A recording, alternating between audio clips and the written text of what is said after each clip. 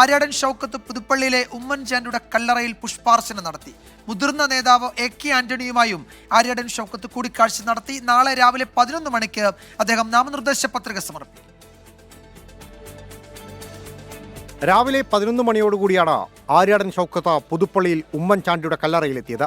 ജില്ലയിലെ മുതിർന്ന കോൺഗ്രസ് നേതാക്കളും ഫ്രാൻസിസ് ജോർജ് MPയും സ്ഥാനാർത്ഥിക്കൊപ്പമുണ്ടായിരുന്നു. ചാണ്ടി ഉമ്മൻ MLA സ്ഥാനാർത്ഥിയെ സ്വീകരിച്ചു. ഉമ്മൻചാണ്ടിയുടെ കല്ലറയിൽ മെഴുകുതിരിയും കത്തിച്ചു.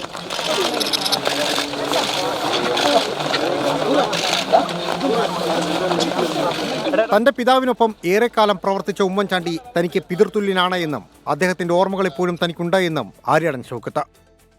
ഉമ്മൻചാണ്ടി സാറ് എൻ്റെ പിതാവിനോടൊപ്പം ഒരു മെയ്യായി ഒരു മനസ്സായി 6 പതിറ്റാണ്ടിലേറെ കാലം ഒരുമിച്ച് പ്രവർത്തിച്ചവരാണവർ. എനിക്ക് പിതൃതുല്യനായിരുന്നു. മുതിർന്ന കോൺഗ്രസ് നേതാവ് AK ആന്റണിയെയും ആര്യാടൻ ഷൗക്കത്ത് സന്ദർശിച്ചു. നിലമ്പൂരിൽ വമ്പിച്ച ഭൂരിപക്ഷത്തിൽ ആര്യാടൻ ഷൗക്കത്ത് വിജയിക്കുമെന്ന് AK ആന്റണിയുടെ വാക്കുകൾ.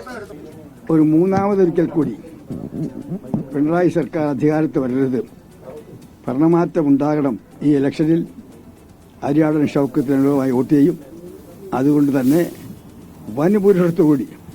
വൻപിച്ച പുരുഷത്തോടി ഷൗക്കത്ത് ഇത്തവണ MLA ആയി തിരഞ്ഞെടുക്കപ്പെടും എന്നുറച്ച വിശ്വാസമുണ്ട്. AK ആന്റണി പിതൃതുല്യനാണ് എന്ന് ആര്യാടൻ ഷൗക്കത്ത്. AK ആന്റണിയുടെ അനുഗ്രഹം വാങ്ങിയ ശേഷം നാമനിർദ്ദേശ പത്രിക നൽകണമെന്നായിരുന്നു ആഗ്രഹം. AK ആന്റണി സാറ് എൻ്റെ അടുത്ത് വന്ന് അനുഗ്രഹം വാങ്ങിച്ചുകൊണ്ടായിരിക്കണം നാളെ നോമിനേഷൻ കൊടുക്കേണ്ടത് എന്ന് ഇത് പ്രഖ്യാപിച്ചപ്പോൾ തന്നെ തീരുമാനിച്ചതാണ്. ഇവിടുന്ന് കിട്ടുന്ന ഈ അനുഗ്രഹം, ഈ ആശീർവാദം എന്നെ സംബന്ധിച്ചിടത്തോളം എൻ്റെ പിതാവും ഉമ്മൻചാണ്ടി സാറും ഒക്കെ കൂടെയുള്ളതുപോലെയാണ് എനിക്ക് തോന്നുന്നത്. ആദ്യഘട്ട തിരഞ്ഞെടുപ്പ് ഒരുക്കങ്ങൾ പൂർത്തിയാക്കിയിരിക്കുകയാണ് UDF. പഞ്ചായത്ത് നേതൃയോഗങ്ങളും കഴിഞ്ഞു.